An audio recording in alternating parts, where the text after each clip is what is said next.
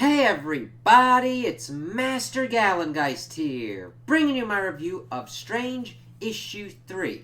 And I really enjoyed this issue. It showed that Clea is definitely taking the Blasphemy Cartel very seriously and is not fucking around here.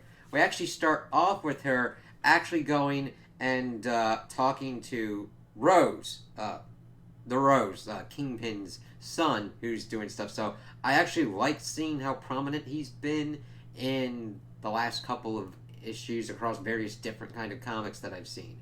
But she's pretty much talking about how she understands that gangsters are pretty much just like parasites playing at warlords, and that they pretty much suck. And that runs through like how Dormammu would mess with them, how Umar would, and she's wondering how she would.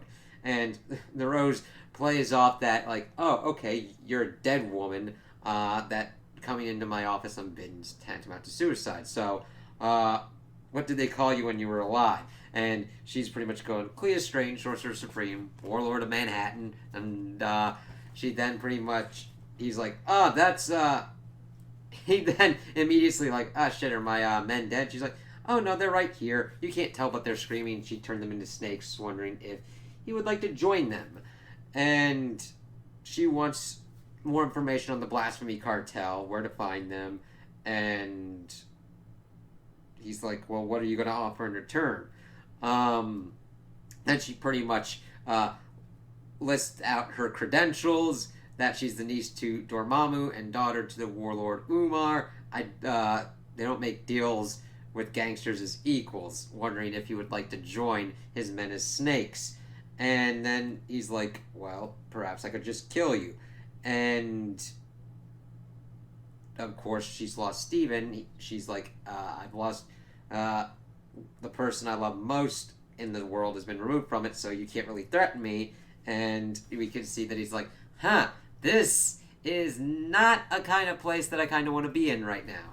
And then we shift over and we see that he did give her intel, and it's almost like a monster movie kind of thing. Except the thing is, we're kind of on the monster side in this kind of scenario, as she pretty much starts pulling people out of the car. They're trying to like shoot at her. I really like this, as she's pretty much flying, and it just looks like she's almost Batman-esque. She's just levitating and just like dealing with shit, and everything's like, holy shit. So they pretty much get to a ley line to try and escape. However, she was on top of the car, and she's like, oh, that's clever, but not clever enough. As then we see that she's surrounded, and they're at the Blasphemy Cartel's facility 024 Oathbroken, and they're like, light her up. They had this, the Sands of Nisanti, which does 3 minutes without magic.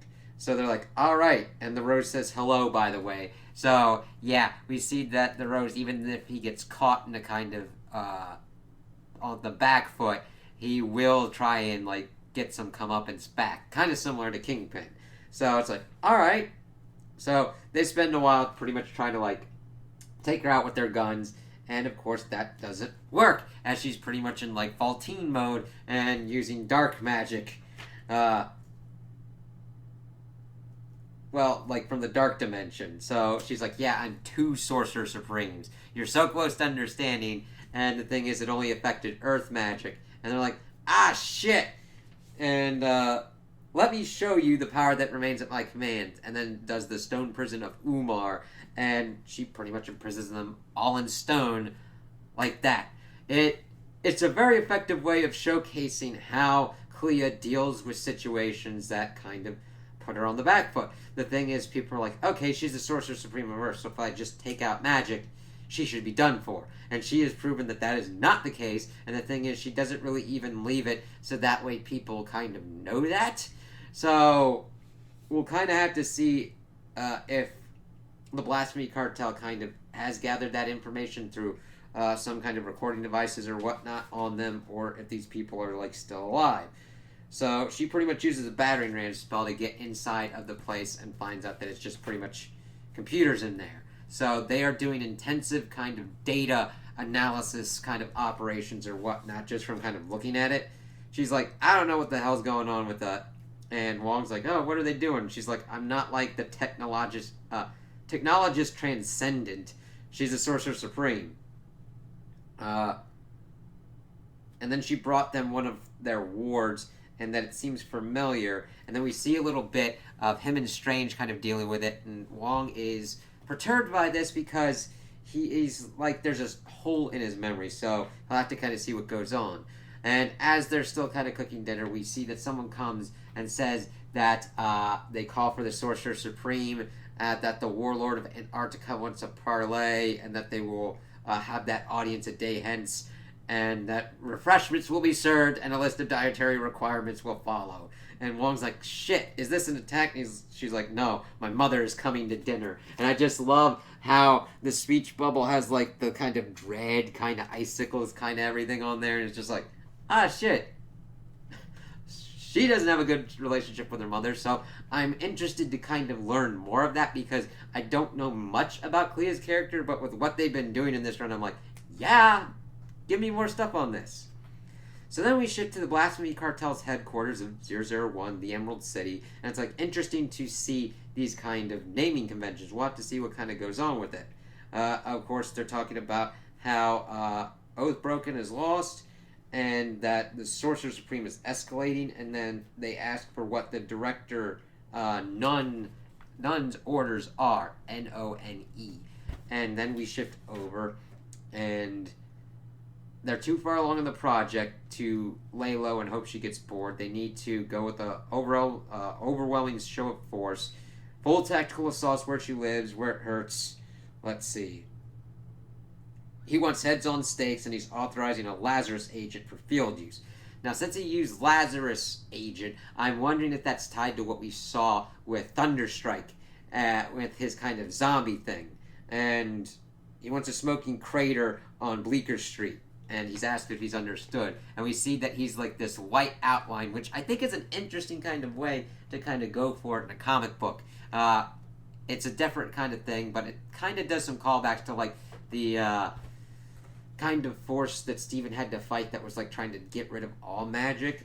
But yeah, it's its own kind of thing. So we'll kind of see who this is, what their kind of goals are. It's really an effective kind of way to kind of like show us, all right, they're trying to do something, they can't wait around, and they have to go and take down the Sorcerer Supreme to make sure that they can continue going on. And Lazarus Agent, of course, Lazarus rose from the dead. That's why it kind of brings up the whole kind of stuff with death and Thunderstrike and everything.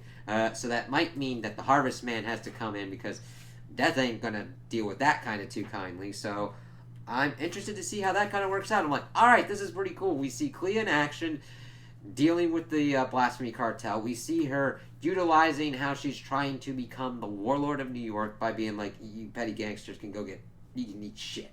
All right? And even when they try and screw her over, they should have a better kind of handle on what she's able to actually feel, because she's the Sorcerer Supreme of Earth and the Sorcerer Supreme of the Dark Dimension, leading her to being able to have a more vast array of options available to her than what is usually fielded. So it's like, all right.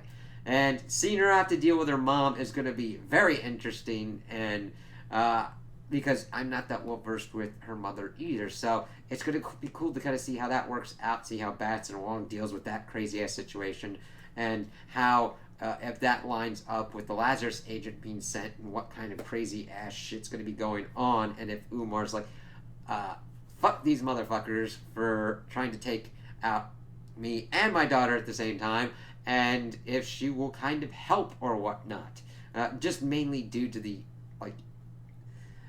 impertinence of the motherfuckers to try and take her out. So I'm interested in that and learning more about Director Nunn. So yeah, this was a pretty decent issue. Really like the artwork, seeing what was going on, and I can't wait to see what happens next.